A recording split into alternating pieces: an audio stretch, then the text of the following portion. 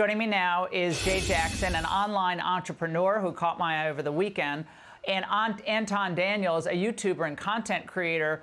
Anton, let's start with you. You've seen the 5-point plan, which includes the weed, includes the $1 million forgivable loans that is just obviously never going to happen.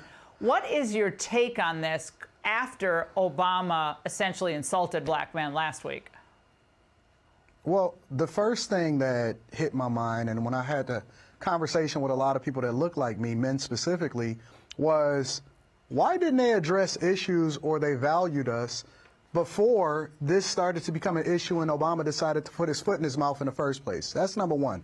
But number two, if you go down and you look at it, it becomes even more disrespectful because it's almost like, oh, we're going to make sure that we legalize marijuana laws because black men are disproportionately affected. Oh, we're going to give you loans that's forgivable. I thought that was grants. But then at the same time, instead of making sure that we're safer, that we have opportunities, that we have lower taxes, that we can get the jobs that we want, they want to dangle more fruit in front of us, low-hanging fruit, in order to sell us on scraps, in order to get us back into the Democratic plantation. It's not going to work. It's just more disrespectful. Now, Jay, I talked to a friend of mine today who said it might be at, 15% now, but that's just the beginning. If Trump gets back into office, you're going to see those numbers increase, I believe. You were personally offended by Obama's pitch last week. I saw your, I think your TikTok video. What of this today? Well, I mean, I agree with what Anton just said. If Obama really wanted us to support Kamala, however you pronounce her name, that should have been his pitch or his presentation to the young black men that he was speaking to. Give us something of substance. Like, I have a higher standard. And so each of her 5 points, okay, those are decent gestures, I guess, but there are some additional things that I believe that need to be done if you want to get us to, vote for you or even pay attention. I mean, the things that we value in terms of our border, in terms of capitalism over socialist communism, those types of things, we value the protection of our country. And I swore to protect, to fight and defend our country against all enemies, foreign and domestic. And what I see from the Democratic side is just that. They are enemies within our country, and we have to do everything we can to keep them out and fight them.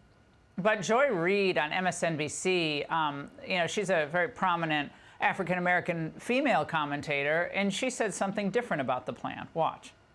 I commend black men. Brothers, let me tell you what y'all did. You went out there and played hard to get and got a whole long list of policies specific to you. That is how votes are supposed to work. You're supposed to be asked for your vote. You're supposed to have agendas presented to you. Y'all got that.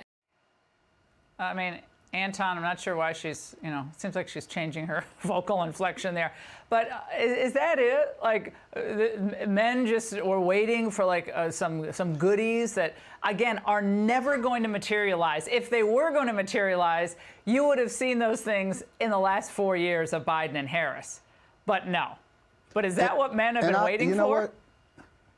None of those things, not any one of those 5 points, actually affect me or make me available for them or is going to change my life whatsoever. Not one. And the majority of those 5 points, 3 of them, is something that she was already talking about before she unveiled it, and then she rebranded it as though she were literally giving it to black people in particular. Listen, all they had to do was ask us what we wanted and what we thought, and we would have told her. We're more aligned with Trump's agenda, and it doesn't matter how much low-hanging fruit they try to give us. We're not voting for you, and we can think for ourselves, and we are educated, and we understand exactly what we want. But they were listening to respond instead of listening to understand, and it's unfortunate because they're going to lose our vote. Yeah, well, and I got to say, Jay, the idea that Kamala Harris, we're going to get into this a little bit coming up, but that she can, wave off the concerns about millions and millions of illegal immigrants being fast-tracked into the country, dumped all over the United States in cities and schools, not the kind of schools that a lot of the elites send their kids to, but public schools that are now under huge pressure. And I guess everyone, minorities, inner city folks, are supposed to just say, oh, thank you, may we have a few million more. Because we're gonna legalize weed federally. Come on. Yeah, I think the priorities are completely off. I mean, I'm going to be a new grandfather here in the next couple of months, and so I want to make sure that. Congratulations. Yeah, appreciate it. I want to make sure that my grandchildren are able to go to schools that are safe and have better education.